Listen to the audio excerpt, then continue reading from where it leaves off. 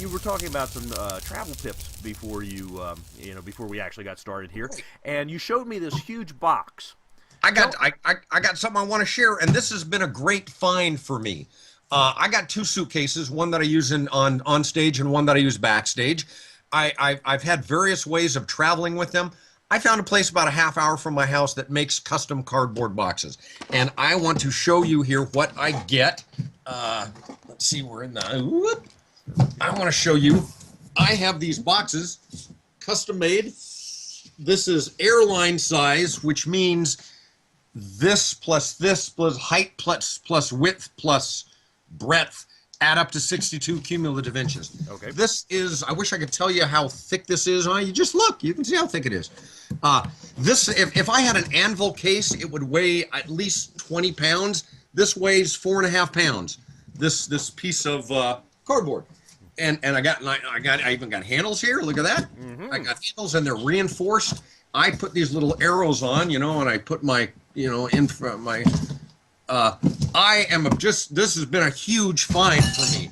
I looked online to try and buy these, and they're real expensive. They're like $50, but then I had to buy a whole bunch. But I was having a case made, and the guy was in an industrial end of town, about a half hour away. And I said, hey, he goes, yeah, go to Albany Box Company. And I did, and highly recommend this. And the cardboard is thick enough to protect it. I put a piece of foam. Let's see, what is that?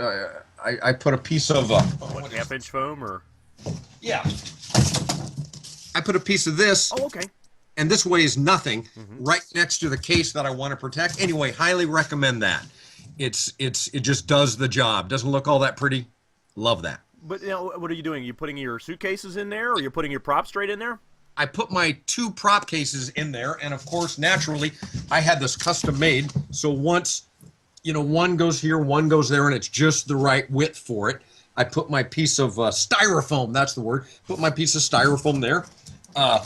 And then now I know how to make that weigh 50 pounds, and I know how to make it weigh 70 pounds. Okay. Just my prop cases weigh 50 pounds. And then if I put two other boxes on top, taking advantage of the extra space there, weighs 70 pounds. And those are the cutoffs for the airlines. Okay, excellent advice. So instead of having to carry two suitcases, you've got one box, costs you less. Right, and instead of putting these in a heavier anvil case, this does just as well. Okay. That's the best for me. Fantastic. Now, you actually check your equipment then? Sure. Yeah. This is all my props. I have two 45-minute shows fit in here. And then I have my other suitcase with clothes and whatnot. Now, here's something else, and this just happens to be right here handy.